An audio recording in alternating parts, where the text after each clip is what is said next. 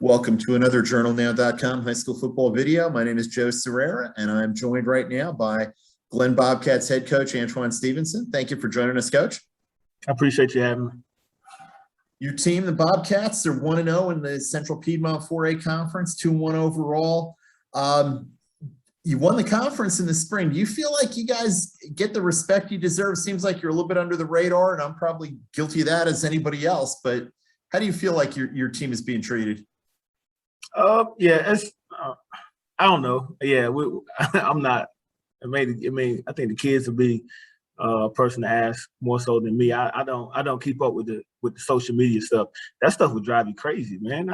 Just trying to keep up with it and comments and stuff. I mean, it is what it is. Everybody has an opinion, and they have a right to their opinion. So we're just trying to get better every week and just go 1-0 every week. So yeah, what everybody else thinks outside of the building really doesn't matter to us.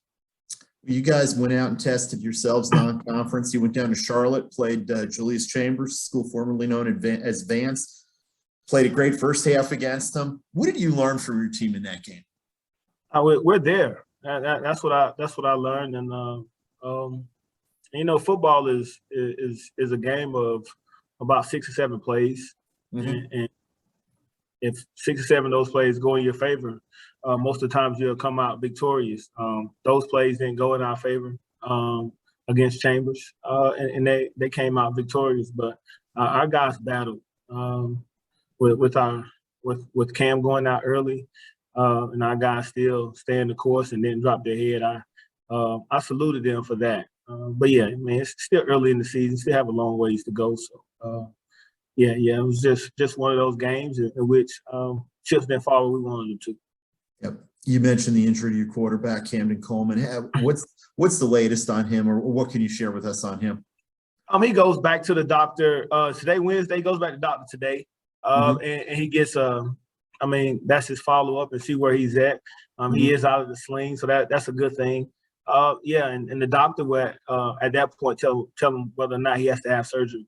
Of course, if he has to have surgery, then his season will be over with. Right. But if not, then we'll expect him back in the next few weeks. It's just right now, it's just next man up, and guys know they have to pick up the slack where we lost one of our great players. Mm-hmm. What is your team doing well right now, and what do you need to improve on? You're heading into a big game this week with Reagan.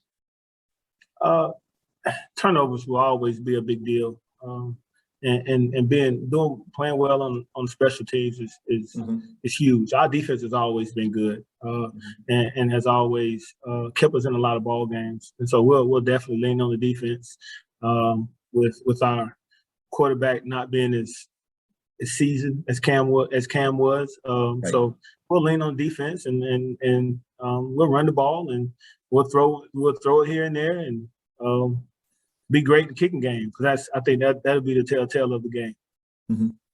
You're facing a Reagan team that's coming off of a huge win for their program. They go on the road to Kernersville, win 22-18 at East Forsyth. You know how good that East Forsyth team is. Is this maybe a good week to be catching Reagan, that they maybe have riding a little high for a letdown, or are you concerned that now that they're just going to be really confident and strong? I think every week is going to be I think every week is in the CPC. Every week is an important week, and I think from top to bottom. I mean, we have a lot of good teams in the CPC, and I think as coaches and as players, they know, hey, once that week is over, you got to move on to the next week. And I think Josh will have his guys ready, be ready to go, and I don't think it'll be one of those things where they'll be riding too high or too low. I think they'll just be ready to play us come Friday.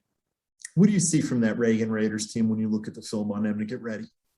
They fly around on defense. They give you a lot of different looks defensively. Offensively, they're very big up front and have a lot of skill guys, a lot of dynamic guys on the outside.